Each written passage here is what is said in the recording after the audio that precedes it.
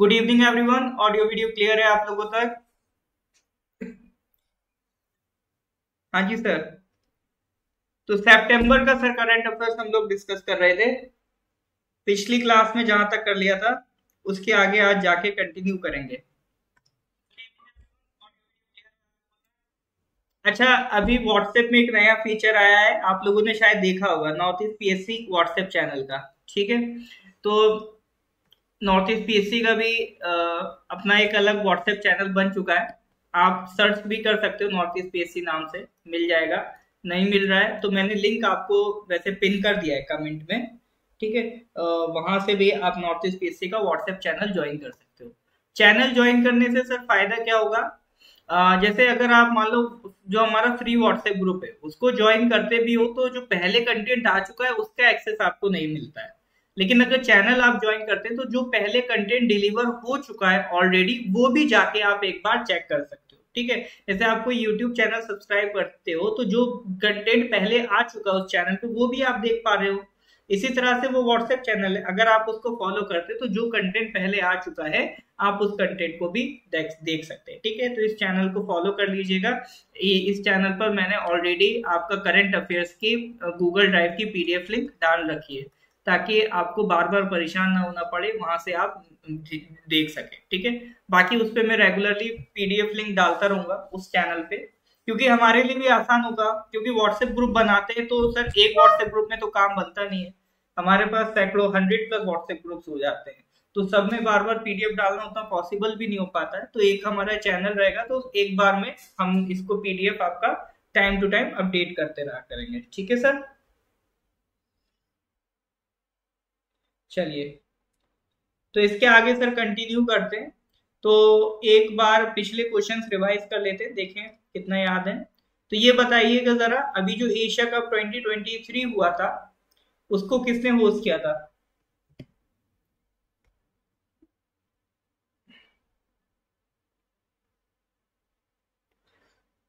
दोर्शी जी, actually वो क्या रहा है ना, मेरा अभी शेड्यूल बहुत ज्यादा टाइट हो गया है ना, तो इस वजह से मैं आपका जो बैच में पॉलिटी चल रहा है वो नहीं ले पा रहा हूँ।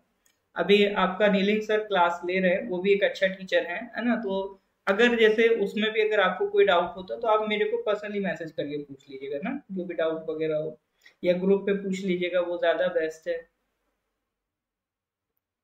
ठीक है, तो आप अभी क्या है ना, आप एक दो क्लासेस तो सर करके देखिए, अगर उसके बाद भी अगर आपको दिक्कत लग रहा है तो फिर आप मेरे को बताइएगा। ठीक है, तो अभी मेरा शेड्यूल टाइट चल रहा था, इस वजह से मैं आपका वो क्लास नहीं ले पा रहा था, क्योंकि अभी करंट अफेयर्स भी है ना, उसके अलावा अभी हिस्ट्री भी मैं ही ले रहा हूँ इस चक्कर में। आप एक दो क्लास और करिए, उसके बाद आपको ना कोई दिक्कत होता है तो आप मेरे को बताइएगा ना।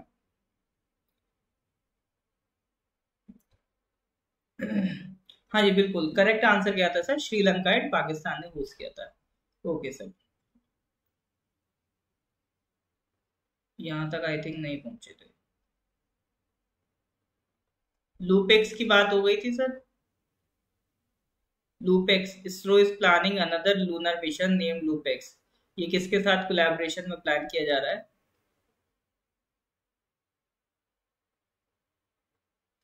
जो लूपेक्स मिशन है वो किसके साथ कोलैबोरेशन में प्लान किया जा रहा है, बताइए सर। ये इन लोगों ने पिछली क्लास में डिस्कस किया था। लूपेक्स सर हमारा प्लान चल रहा है जाक्सा के साथ, जापान एरोस्पेस एक्सप्लोरेशन एजेंसी। ठीक है, जापान एरोस्पेस एक्सप्लोरेशन एजेंसी, इसके साथ आपका प्लान किया जा रहा है। ठीक है सर, इसको ध्यान रखिएगा। हाँ, हम लोगों ने 22 तक कर लिया था सर, लास्ट क्वेश्चन 22 था। वर्ल्ड वेट लिफ्टिंग चैंपियनशिप कहाँ पर हुई थी? सऊदी अरेबिया में हुई थी। ठीक है, लास्ट क्वेश्चन ये डिस्कस किया था। फिर यहाँ पर हमने सऊदी अरेबिया का मैप भी देखा था, उसके बॉर्डरिंग कंट्रीज देखे थे, हमने रेड सी देखा था, हमने पर्शियन गल्फ देखा था, हमने देखा था कि ये सिनाई पेनिनसुला है, हमने देखा था ये गल्फ ऑफ एडन है। तो ठीक है, तो ये इससे रिलेटेड चीजें हमने, दो बड़े डेजर्ट अन-नफूज और रूबल खली की बात करी थी, दो डेजर्ट आपका सऊदी अरेबिया में देखने को मिलते हैं। ठीक है, तो यहाँ पर हमने मैप भी डिस्कस कर लिया था। सबसे पहले तो कैपिटल ही याद रखना, पता चला डेजर्ट के नाम याद है, कैपिटल भूल गए, है ना, तो इतना बेसिक चीज है पहले करना। चलिए, तो 22 तक हो गया था सर। आज क्वेश्चन नंबर 22 से स्टार्ट करते हैं। तो ये रहा आज का पहला क्वेश्चन आपके सामने।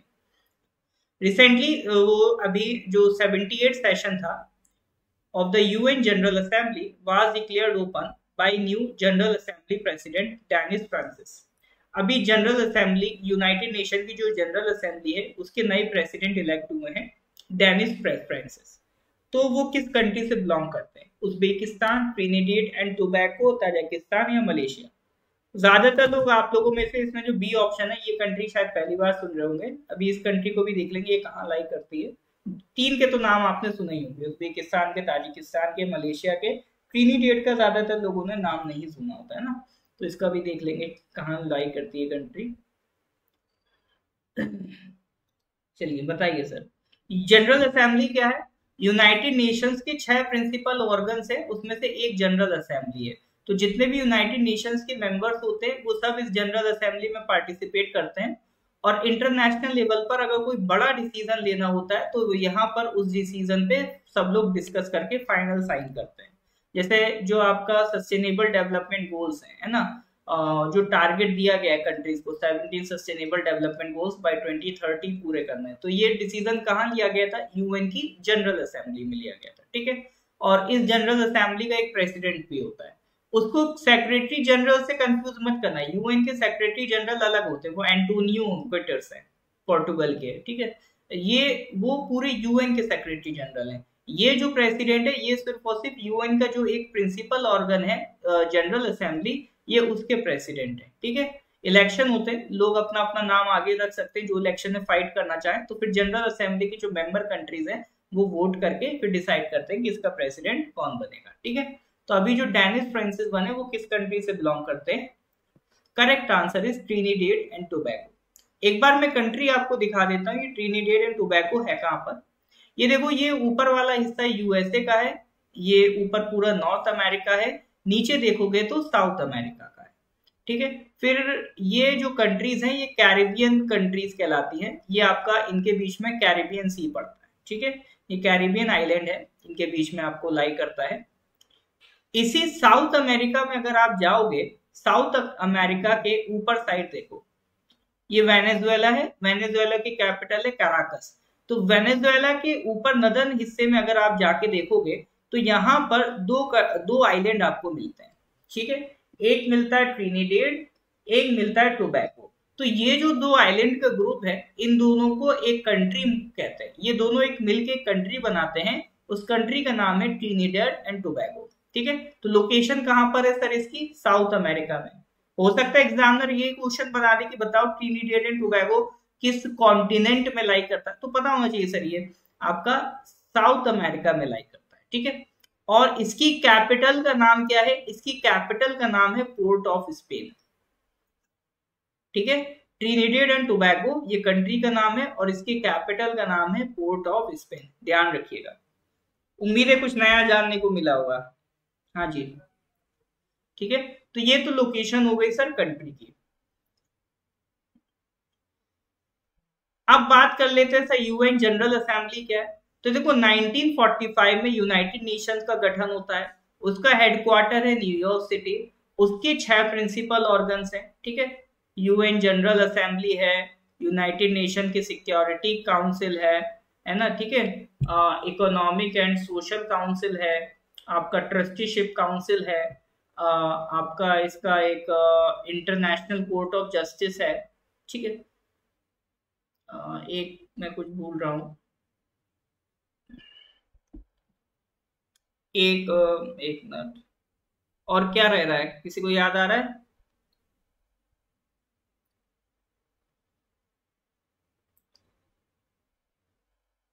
हाँ हाँ, मेन मेन वही यूएन सेक्रेटेरिएट, ठीक है। यूएन सेक्रेटेरिएट एक आपका इसका सेक्रेटेरिएट है।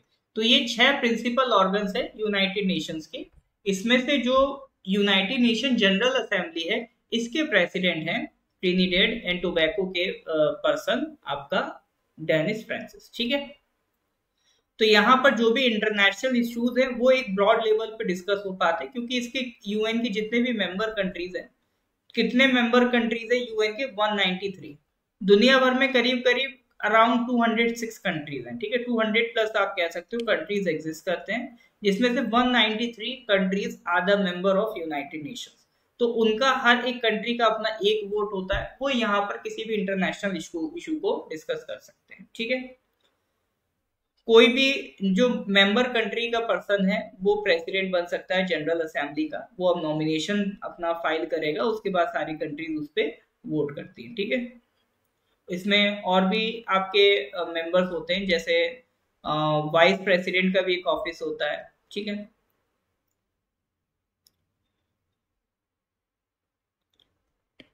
और एक चीज और ध्यान रखिएगा, जो सिक्योरिटी काउंसिल में 5 परमानेंट मेंबर्स होते हैं, कौन है? यूएस है, यूके है, फ्रांस है,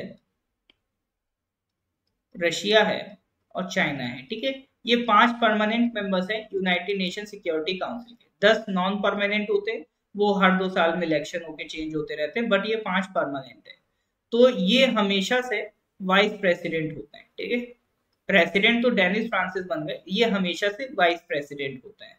तो इनकी कंट्री का कोई मेंबर कभी भी जनरल असेंबली का प्रेसिडेंट नहीं बन सकता, क्योंकि एक कानून है कि member state of president of general assembly can not at the same time hold the office of vice president और chair of a main committee. ठीक है, यानी एक साथ आप वाइस प्रेसिडेंट नहीं हो सकते, आपकी कंट्री से वाइस प्रेसिडेंट और प्रेसिडेंट दोनों एक साथ नहीं आ सकते।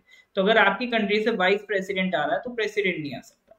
तो ये कंट्रीज हमेशा परमानेंट सिक्योरिटी काउंसिल के मेंबर्स हैं, तो ये हमेशा वाइस प्रेसिडेंट का भी ऑफिस होल्ड करते हैं ये कंट्रीज।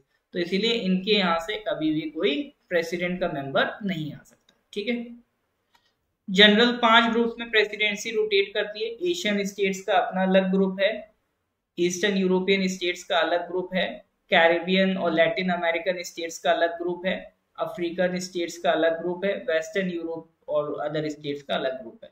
तो अगर आप ये ट्रिनिडेड को देखोगे तो ये आपका लैटिन अमेरिकन और कैरिबियन स्टेट्स के ग्रुप में आपको ये देखने को मिल जाएगा। ठीक है, देखो इसका हेडक्वार्टर भी कहाँ पर है? न्यूयॉर्क में। इंटरनेशनल कोर्ट ऑफ जस्टिस को छोड़ के बाकी के जो 5 प्रिंसिपल ऑर्गन्स है उन सब का हेडक्वार्टर कहाँ पर है? न्यूयॉर्क में। तो ये आपके लिए क्वेश्चन है कि जो इंटरनेशनल कोर्ट ऑफ जस्टिस है उसका हेडक्वार्टर कहाँ है।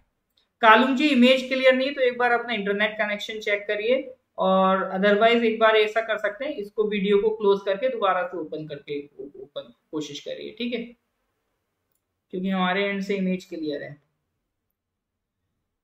बताइए इंटरनेशनल कोर्ट ऑफ जस्टिस का हेडक्वार्टर कहां पर है? बाकी के 5 के हेडक्वार्टर यूएन में है। बिल्कुल, इंटरनेशनल कोर्ट ऑफ जस्टिस का हेडक्वार्टर कहां पर है? The Hague, Netherland. ठीक है, द हेग नेदरलैंड में इसका आपका क्या है? हेडक्वार्टर है इंटरनेशनल कोर्ट ऑफ जस्टिस का। क्लियर है सर? इलेक्शन के लिए सिंपल मेजॉरिटी वोट होता है। ठीक है, चलिए बाकी जो भी लिखा है एक बार उसको पढ़ लीजिएगा। Moving to the next question, question number 24। Jal Jeevan Mission has achieved a new milestone by providing how many tap water connections to rural households since its launch on India's 73rd Independence Day, August 15, 2019। ठीक है, जब हमारा 73rd independence day था 2019 15 अगस्त को, तब से हम एक मिशन चला रहे हैं सर, जल जीवन मिशन। तो उस मिशन के तहत हम क्या कर रहे हैं? टैप वाटर कनेक्शन प्रोवाइड कर रहे हैं। ठीक है, हर घर नल से जल, ये सरकार की स्कीम है। तो FHTC functional house hold tap connection लगाया जा रहा है, टैप वाटर प्रोवाइड कराया जा रहा है, एक नल लगाया जा रहा है हर घर में, ताकि उस नल से लोगों को साफ पीने का पानी मिले। ठीक है, तो इसके लिए किसकी जो स्कीम चली है वो है जल जीवन मिशन। तो सवाल ये है कि जब से स्कीम चली है तब से अभी तक कितने टैप वाटर कनेक्शन सरकार प्रोवाइड कर चुकी है? 10 crore, 15 crore, 5 crore, 13 crore. Correct answer is 13 crore. Pinky ji आपके अनुमान से भी ज्यादा, 13 करोड़। ठीक है, करेक्ट आंसर इज 13 करोड़ लोगों को अभी तक ये कनेक्शन प्रोवाइड कर चुकी है, 13 करोड़ घर तक। 2019 में इसको लॉन्च किया गया था। इनका टारगेट ये है कि पर person per day 55 litre water को ये टारगेट अचीव कर पाए। ठीक है, एक स्टैंडर्ड टारगेट है कि एक इंसान के लिए एक दिन में कितना पानी अवेलेबल होना चाहिए, 55 लीटर। ठीक है, तो पर पर्सन पर डे का स्टैंडर्ड जो क्या कहते हैं कंजम्पशन है वो है 55 लीटर्स ऑफ वाटर। अगर इससे कम आपको अवेलेबल हो रहा है यानी पानी की कमी है आपके एरिया में, ठीक है, तो ये सरकार का टारगेट है कि मिनिमम इतना इंश्योर करना है। जितने भी रूरल हाउस होल्ड एरियाज हैं वहां पर functional house hold tap connections provide करने हैं बाय 2024। ठीक है, और ये पूरा जो मिशन है किस मिनिस्ट्री के अंडर आता है, जल शक्ति मिनिस्ट्री। कोई भी स्कीम चलती है, मैंने हमेशा आपसे क्या कहा है, उसका टारगेट ऑडियंस देखो या उसका ऑब्जेक्टिव देखो कि वो अचीव क्या करना चाहती है। पहली चीज ये देख लो, दूसरा चीज आप क्या देखोगे, वो किस मिनिस्ट्री के अंडर आती। ठीक है, तो इसका ऑब्जेक्टिव है कि हर घर नल से जल। पहली बात, मिनिस्ट्री जल शक्ति मिनिस्ट्री। ठीक है, mission ensures functionality of existing water supply system enter water connections. और ऐसा नहीं सिर्फ कनेक्शन लगा के छोड़ दिया, वाटर क्वालिटी की मॉनिटरिंग भी होनी चाहिए and testing as well as sustainable agriculture. ठीक है, तो ये इसका पर्पस है। जो ग्रे वाटर है उसका ट्रीटमेंट भी किया जाए। ग्रे वाटर कौन सा होता है, जो जैसे आप जो हमारे घर से जो गंदा पानी निकलता है उसको हम क्या कहते हैं, ग्रे वाटर कहते हैं। ठीक है, तो उसको दोबारा से रीयूज करने की भी व्यवस्था सरकार कर रही है। तो कुल मिला के जहां जो चीज की जरूरत है वहां सरकार, कहीं पर रेन वाटर हार्वेस्टिंग की जरूरत है तो रेन वाटर हार्वेस्टिंग की जा रही है, कहीं पर सीवेज ट्रीटमेंट प्लांट लगाने की जरूरत है तो उसे किया जा रहा है। तो डिपेंडिंग ऑन द लोकेशन उसके अकॉर्डिंगली जो भी व्यवस्था जरूरी है वो करके, मेन चीज है घर तक, हर एक घर तक पानी पहुंचाना है। दैट इज जल जीवन मिशन। ठीक है सर, क्लियर है कि नहीं? इज दैट क्लियर और नॉट क्लियर है तो give me a thumbs up.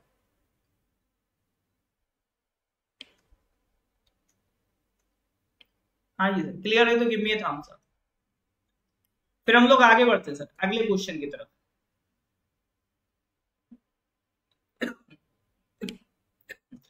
Question number 25 पे आते हैं। Which of the following countries recently launched lunar exploration spacecraft SLIM, clearing a path to become the world's fifth country to land on the moon early next year? Which of the following countries recently launched lunar exploration spacecraft SLIM, clearing a path to become the world's fifth country to land on the moon early next year? बताइए sir, Canada, Australia, Israel या फिर Japan?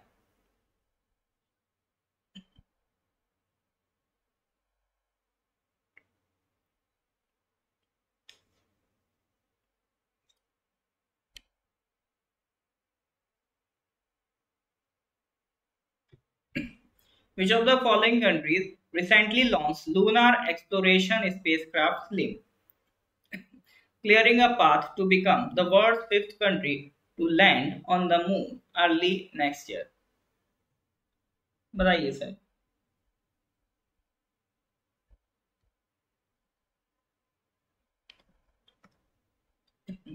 बिल्कुल sir, ये जो mission है slim, इसको कौन कर रहा है, जापान कर रहा है। Smart lander for investigating moon. ठीक है, तो लैंड रोवर की फील्ड में अगर इंडिया के बाद कोई दिल लगा के इसमें काम कर रहा है तो दैट इज जापान। तो जापान की स्पेस एजेंसी ने अभी स्लिम मून लैंडर को लॉन्च किया है। ये स्लिम है क्या सर, जैसा नेम सजेस्ट, स्लिम मतलब छोटा सा, पतला सा। अभी तक जितने भी लैंडर रोवर्स गए हैं चांद पर, उसमें ये साइज में सबसे ज्यादा छोटा है। ठीक है, इस मिशन को मून स्नाइपर भी कहा जाता है। पर्पस यही है कि आपका मून के ओरिजिन को इन्वेस्टिगेट करेगा ये जाके। ठीक है, this is the first moon landing attempt being made by JAXA. ये पहला मून लैंडिंग अटेम्प्ट है जो जाक्सा अटेम्प्ट करने जा रहा है। अभी तो स्लिम कर रहा है, उसके बाद सर आपने अभी एक और मिशन पढ़ रखा था, लूपेक्स। लूपेक्स इन इसरो और जाक्सा ये दो मिलके कर रहे हैं। ठीक है, जाक्सा तो सिर्फ आपका स्लिम कर रहा है, उसके बाद लूपेक्स, इसरो, जाक्सा दोनों मिलके करेंगे। ठीक है, तो ये समझो अभी तक के जितने लैंडर्स एंड रोवर्स गए हैं उसमें सबसे कम हाइट का, सबसे कम लेंथ का, सबसे छोटा जो आपका मिशन है वो जापान भेज रहा है। ठीक है, लेट्स सी जापान कहाँ तक कामयाब होता है, होप फॉर देयर बेस्ट। चलिए नेक्स्ट करते हैं question number 26। Which railway station gets green railway station certificate with highest platinum rating. ठीक है, देखो अब क्या है, स्टेशंस की रेटिंग शुरू कर दी गई है।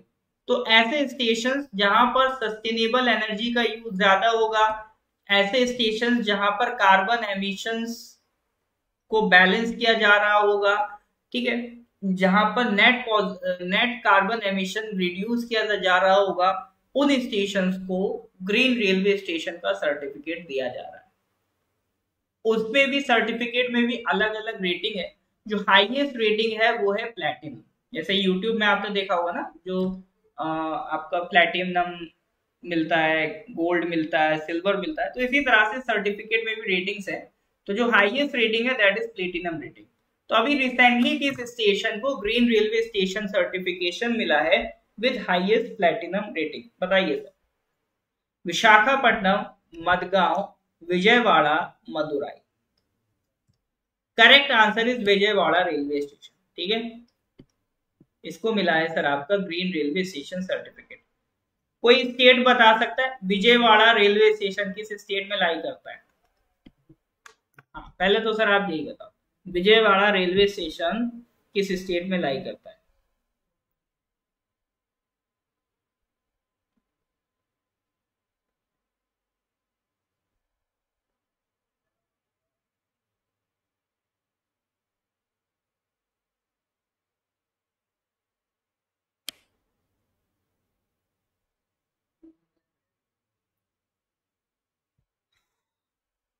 भैया महाराष्ट्र कहाँ पहुंच गए?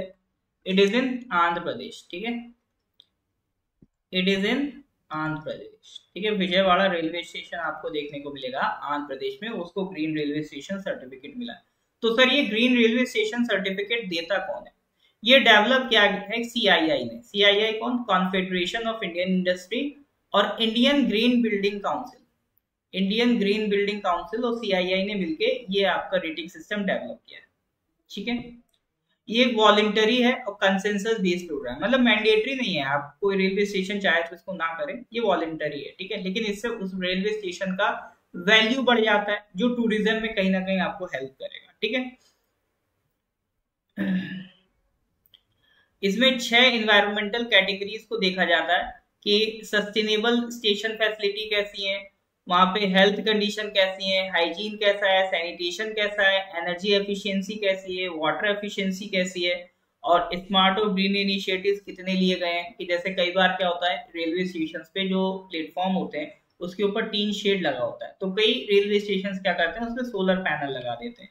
ठीक है, तो इस तरह के ग्रीन इनिशिएटिव्स कितने लिए गए हैं, और वहां पर कुछ इनोवेटिव या डेवलपमेंट पर्पज से कुछ एक्स्ट्रा चीज आपको अलग देखने को मिलती है कि नहीं देखने को मिलती है, तो उसी के अकॉर्डिंग इनको स्टेशन सर्टिफिकेट ग्रीन रेलवे दिए जाते हैं।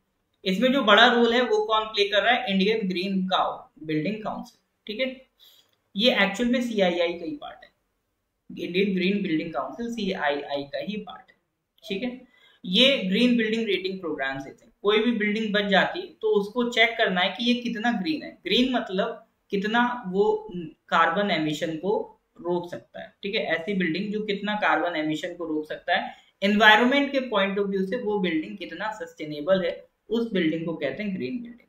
ठीक है, जैसे आज के टाइम में हम लोग कॉन्क्रीट की बिल्डिंग बनाते हैं। अब कंक्रीट की बिल्डिंग में दिक्कत क्या होती है कि सर इसमें क्या होता है, आपका जो हीट है, सनलाइट से जो आती हीट है आपका, वो ट्रैप हो जाती है, वो बाहर नहीं जा पाती। उसी की जगह अगर आप मिट्टी की बिल्डिंग बनाओगे तो उसमें से हीट आपका रिफ्लेक्ट बैक हो जाएगी, लेकिन कंक्रीट की जो बिल्डिंग्स है वो हीट को एब्जॉर्ब करती हैं। फिर आप सर एसी चलाओगे तो ग्लोबल वार्मिंग को प्रमोट करोगे। ठीक है, तो आप इस तरह की बिल्डिंग बनाओ जहां पर हीट एब्जॉर्ब ना हो, हीट का फ्लो मेंटेन रहे, वेंटिलेशन इस तरह से मेंटेन रहे कि आपको एसी की जरूरत कम से कम पड़े, ताकि आप कार्बन एमिशन को रोक पाओ, ग्लोबल वार्मिंग को कंट्रोल कर पाओ। ठीक है, तो इस तरह की बिल्डिंग्स को कहते हैं ग्रीन बिल्डिंग। और आपकी बिल्डिंग कितना ग्रीन है उसको रेट करने का जो प्रोग्राम है वो आईजीपीसी ने बनाया। ठीक है, चलो इसके बारे में इतना जान लिया, काफी है। नेक्स्ट क्वेश्चन की तरफ मूव करते हैं, question number 27। Salem sago the wet starch powder extracted from tapioca roots which recently got GI tag is associated with which state? बताइए सर, क्या है सर? सलेम, इतना बताना है, सलेम सगो नाम की चीज है, इसको जीआई टैग मिला है, ये किस स्टेट? इतना सवाल बताना, बताइए सर।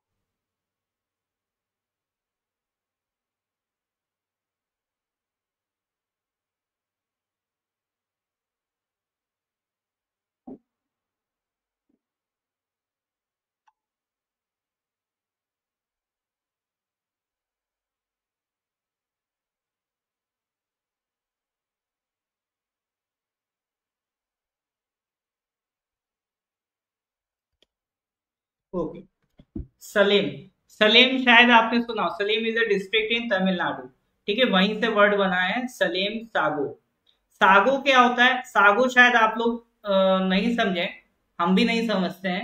हमारे एरिया में वर्ड यूज होता है साबूदाना। साबूदाना सुना है सर आप लोगों ने? साबूदाना की खिचड़ी बनती है, साबूदाना का अब तो चाट भी बनने लगी है, तो बहुत कुछ बनने लगा, ठीक है। साबूदाना खीर बनती है साबूदाना की, है ना। तो एक इस तरह के वाइट वाइट बॉल्स होती हैं, छोटी छोटी, बहुत ही मतलब हल्की सी वाइट वाइट बॉल्स होती हैं, उसे साबूदाना कहते हैं, ठीक है। तो उसी को तमिल में सागो कहते हैं, ठीक है। चूंकि ये Salem, Salem is a district in Tamil Nadu, तो सलेम में ये आपको सागो मिलता है, इसलिए इसका नाम क्या पड़ गया? सलेम सागो, ठीक है। Which is widely recognise as sabudana. एक मिनट रुकिए।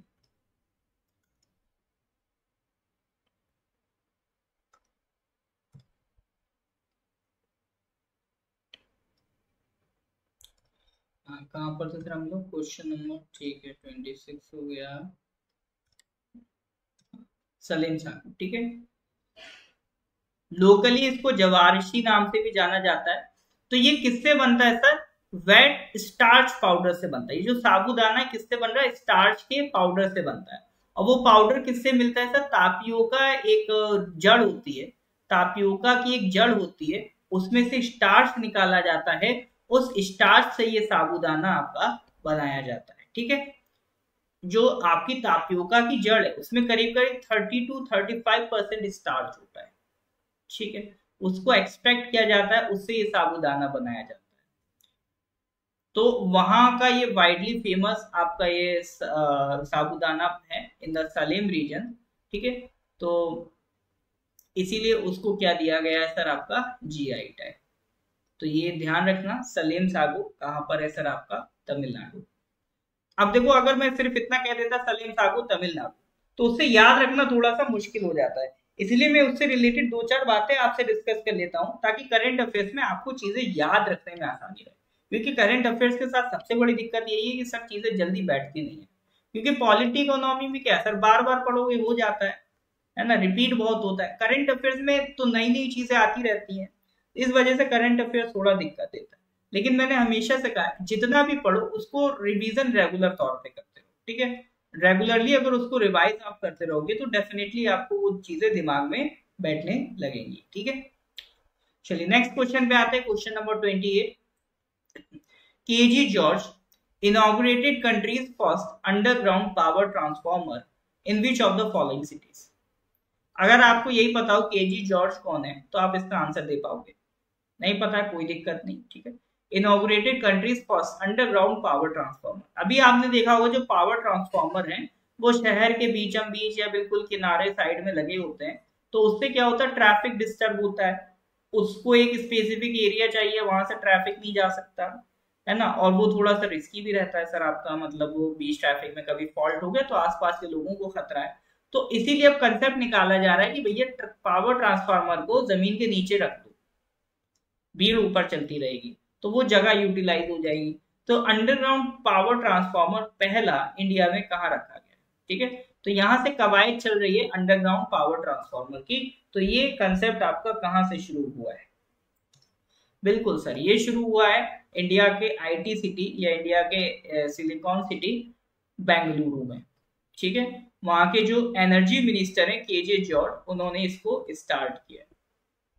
in power, underground power transformer, a significant step towards modernizing the city's power distribution infrastructure। ठीक है सर, इसको ध्यान रखिएगा। नेक्स्ट क्वेश्चन पे आ जाओ, question number 29। Recently the awards for स्वच्छ वायु सर्वेक्षण, स्वच्छ वायु सर्वेक्षण इसको इंग्लिश में कहते हैं क्लीन एयर सर्वे। अलग अलग शहरों को सर्वे किया गया कि किस शहर की एयर कितनी क्लीन है, उसके अकॉर्डिंगली उनको कैटेगरीज में बांटा गया, उनकी रैंकिंग निकाली गई है। तो उसको कह रहे हैं अवार्ड्स फॉर स्वच्छ वायु सर्वेक्षण या क्लीन एयर सर्वे। तो उसकी रैंकिंग्स निकाली गई हैं। तो which city has topped the list in category 1। अलग अलग कैटेगरीज बनाई गई हैं, ऐसे शहर जिनकी मिलियन प्लस पॉपुलेशन है, जिनकी मिलियन से कम पॉपुलेशन है, उनके अकॉर्डिंगली शहरों को पहले क्लासिफाई करा गया है, फिर उनकी रैंकिंग निकाली गई है, ठीक है। तो अगर कैटेगरी 1 जो मिलियन प्लस पॉपुलेशन वाले शहर हैं, ठीक है, इनकी देखना बनती है, क्योंकि सबसे जितनी ज्यादा आबादी होती है उतना ही ज्यादा पॉल्यूशन होता है। तो इनकी तो मिलियन प्लस पॉपुलेशन है, मिलियन बोले तो 10 लाख प्लस पॉपुलेशन है इन शहरों की। तो इनमें से सर टॉप किसने करा है?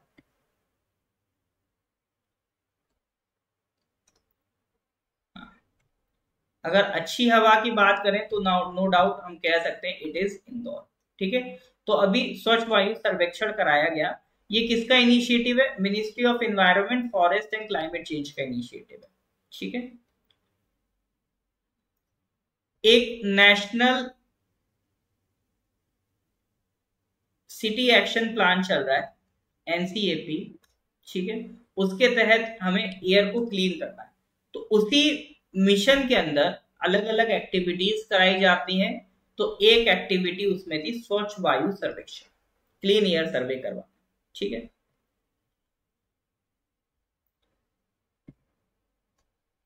ये कहां पर कराया गया? 131 नॉन अटेनमेंट सिटीज में ये करवाया गया। नॉन अटेनमेंट सिटी किसे कहते हैं?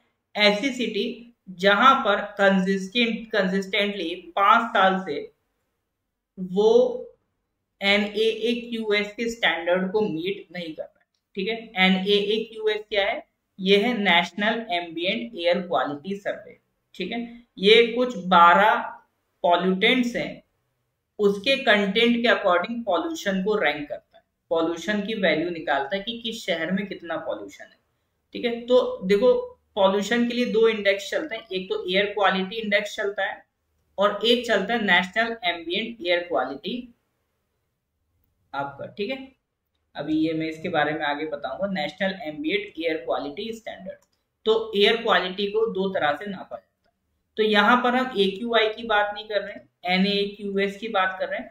उसके अकॉर्डिंगली अगर किसी शहर की हवा पिछले 5 साल से लगातार खराब चल रही है, नॉर्मल वैल्यू से कम पे आ रही है, तो उस सिटी को हम क्या कह देते हैं? Non attainment city. तो हमारी 131 नॉन अटेनमेंट सिटीज हैं, उसमें ये आपका क्या है, सर्वे करवाया गया, ठीक है। और यहाँ पर इस सर्वे में PM10 और NO2 की कंसंट्रेशन के अकॉर्डिंग डिसाइड किया गया कि किनकी PM10 या NO2 की कंसंट्रेशन ज्यादा है, उनको नॉन अटेनमेंट पे डाल दो, ठीक है। तो पॉपुलेशन के बेसिस पे पहले तो एक कैटेगरी ऑफ सिटीज बनाई जिनकी मिलियन प्लस पॉपुलेशन है, ठीक है। तो और टॉप 3 सिटीज कौन से रहे? फर्स्ट कैटेगरी में इंदौर रहा, फिर आगरा रहा, फिर थाने रहा, ठीक है। जो फर्स्ट कैटेगरी में जो टॉप 3 सिटीज रहे, इंदौर रहा, आगरा रहा, थाने रहा, मतलब इनकी हवा अच्छी थी। खराब हवा किसकी थी? सबसे बुरे परफॉर्मर्स कौन थे? मदुराई, हावड़ा, जमशेदपुर, इनकी हालत खराब है। इंदौर अगर फर्स्ट रहा है तो भोपाल भी बहुत पीछे नहीं है, 5th रैंक पर है, ठीक है। दिल्ली 9th रैंक पे है। फिर सेकंड कैटेगरी ऐसे सिटीज जहां पर पॉपुलेशन 3 से 10 लाख के बीच है, उसमें से सबसे आगे कौन है? अमरावती, फिर है मुरादाबाद, फिर है गुंटूर, ठीक है। अमरावती कहां पर है sir? Amaravati is in Andhra Pradesh, Guntur is in Andhra Pradesh, ठीक है। इंदौर मध्य प्रदेश, ठाणे महाराष्ट्र, मदुराई तमिलनाडु, हावड़ा बंगाल, जमशेदपुर झारखंड, ठीक है। तो आपको सिटीज के स्टेशन भी मतलब स्टेट्स भी एटलीस्ट पता होने चाहिए, ठीक है।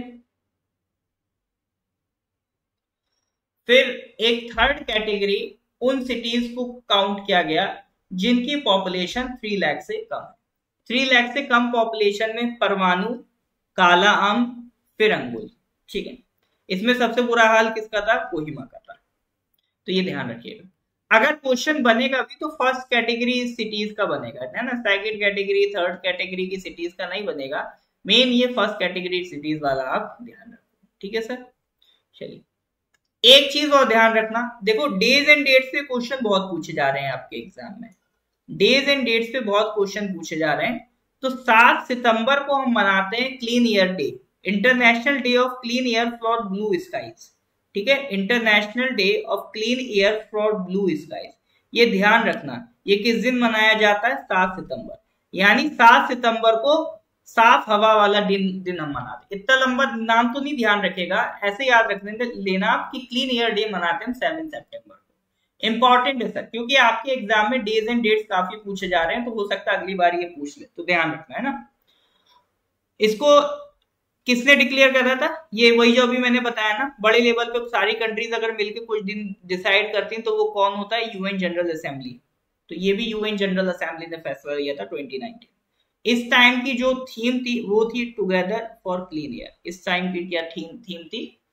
Together for clean year. Hindi में कहते हैं स्वच्छ वायु दिवस, क्लीन ईयर डे 2023, ठीक है। 7 सितंबर ध्यान रखना, 7 सितंबर मतलब टीचर्स डे, नहीं सॉरी वो तो 5 सितंबर होता है। अब हम लोग नेशनल क्लीन ईयर प्रोग्राम की बात कर लेते हैं। National clean air programme ministry of environment, forest and climate change का है। इसी के तहत अभी जो सारी हम कहानी पढ़ रहे थे ना, स्वच्छ वायु सर्वेक्षण, ये सब इसी के अंडर किए जा रहे हैं। अल्टीमेटली मिशन क्या है? एयर को क्लीन करना, ठीक है। तो ये भारत का पहला एक नेशनल फ्रेमवर्क है एयर क्वालिटी को मैनेज करने के लिए, जिसका पर्पज है टाइम बाउंड रिडक्शन टारगेट। मतलब विद इन टाइम एक फिक्स कर दिया कि इतने टाइम में इतना पॉल्यूशन रिड्यूस करना, इतने टाइम में इतना।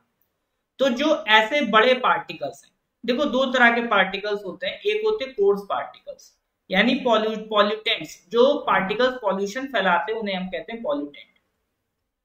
कुछ पॉल्यूटेंट होते हैं जिनका साइज होता है 10 माइक्रोमीटर या उनसे कम, ठीक है, उन्हें हम कहते हैं PM10।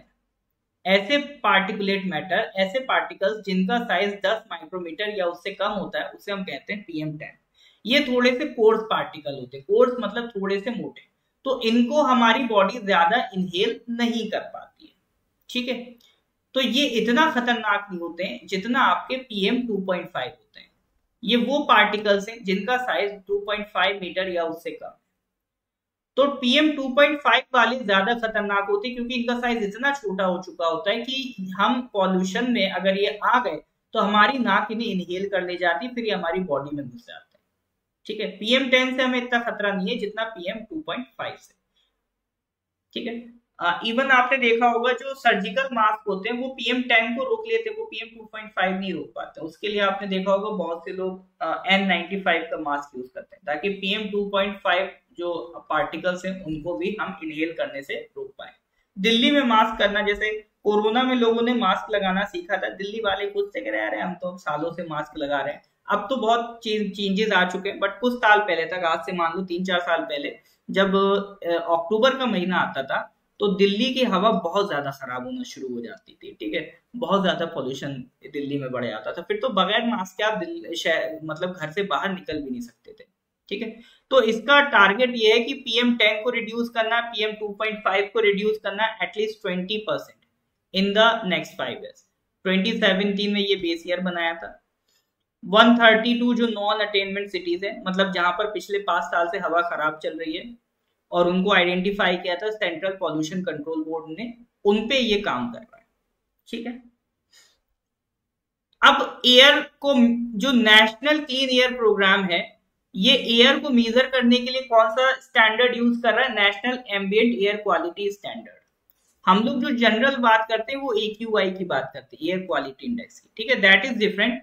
जो हमारा प्रोग्राम है पॉल्यूशन को कंट्रोल करने के लिए, नेशनल क्लीन एयर प्रोग्राम, वो किसको यूज कर रहा है sir? National ambient air quality standard को यूज कर रहा है। इसके तहत अगर हम बात करें तो 12 पॉल्यूटेंट्स आते हैं, ठीक है। और ये सारे जो स्टैंडर्ड्स हैं, ये सब किसमें मेंशन्ड है? Air act 1981। इसी के तहत आपका सेंट्रल पॉल्यूशन कंट्रोल बोर्ड बनता है। इसी के तहत आपका ये NAQS के जो 12 पॉल्यूटेंट्स है, ये सब इसी कानून में मेंशन है। कौन सा कानून है? एयर एक्ट 1981, ठीक है। इतना नाम तो याद नहीं रहेगा, prevention and control of pollution, इतना ध्यान रख लेना, ये है एयर एक्ट 1981। उसके तहत NAQS बना जिसमें 12 पॉल्यूटेंट्स आते हैं, उसी के तहत CPCB बना, ठीक है, इतना ध्यान रख लेना। पॉल्यूटेंट्स को, अच्छा एक बार ये कंफर्म कर लेना CPCB आता है कि नहीं, ये मुझे चेक करना पड़ेगा एयर एक्ट में, ठीक है, ये चेक करके बता दूंगा। 12 पॉल्यूटेंट्स कौन कौन से? दो तो सर आपने सुन ही लिए होंगे, PM10, PM2.5, इसकी हमने बात करी थी। फिर SO2, NO2, CO, NH3, ozone, lead, फिर बेंजीन, बेंजोपायरीन, आर्सेनिक और निकल, ठीक है। तो ये 12 पॉल्यूटेंट्स NAQS में आते हैं। एयर क्वालिटी इंडेक्स में 4 हटा दो, उसमें 8 आते हैं, ठीक है। ये बेंजीन, बेंजोपायरीन, ये सब उसमें नहीं आते हैं। एयर क्वालिटी इंडेक्स में आपका 8 पॉल्यूटेंट्स आते हैं। तो ये 12 पॉल्यूटेंट्स को एक बार आप देख लो अच्छे से, PM10, PM2.5, SO2, NO2, NO, CO, ozone, lead, ammonia, ठीक है। तो एक बार ये अच्छे से सारे पॉल्यूटेंट्स आप देख लो।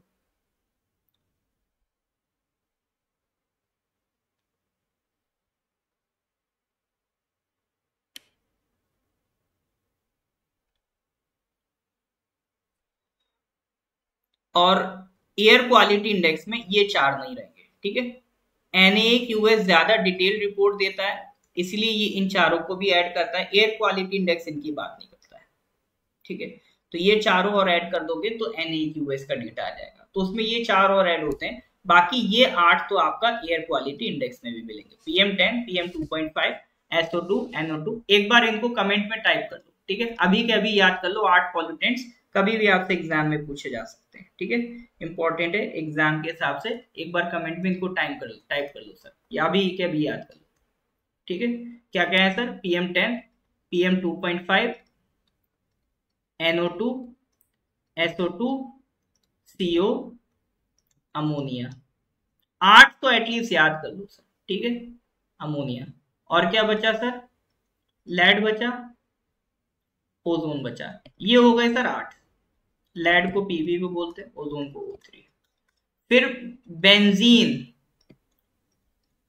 बेंजोपायरीन, बेंजीन, बेंजोपायरीन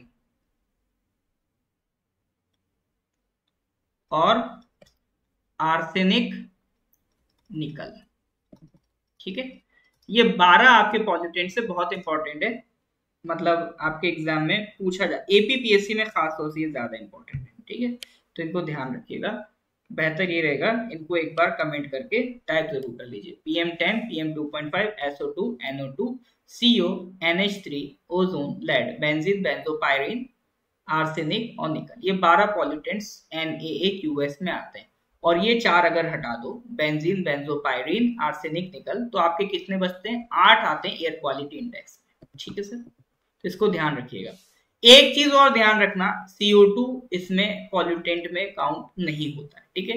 ये एयर पॉल्यूशन की बात हो रही है, तो ये एयर पॉल्यूटेंट्स है, इसमें CO2 काउंट नहीं होता है, इस बात को खास ध्यान रखना है, ठीक है।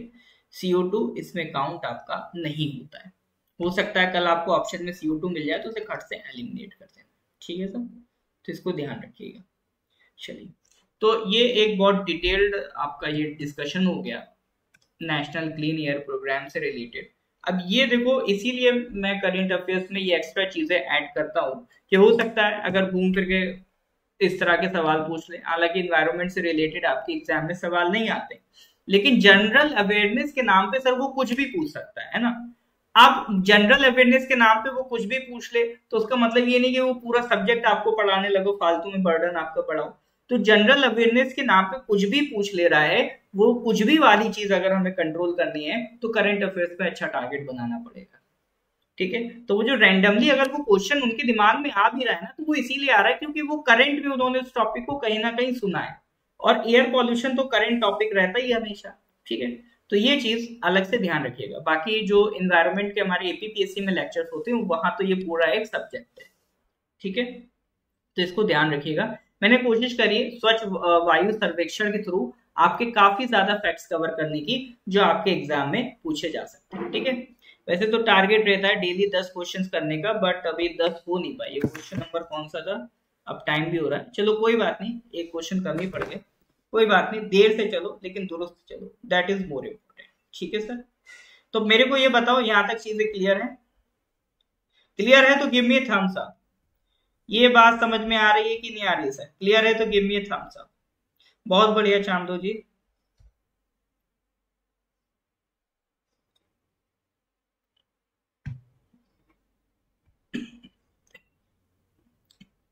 आज सर हम लोग यहीं तक रखेंगे,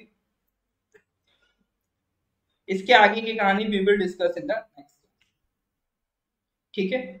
अगर लेक्चर अच्छा लगा हो, कुछ सीखने को मिला हो, तो लेक्चर को लाइक कर देंगे, अपने कलीग्स के साथ सर इसको शेयर कर देंगे, ठीक है। फिर इसके आगे की कहानी we will discuss in the next class, ठीक है सर।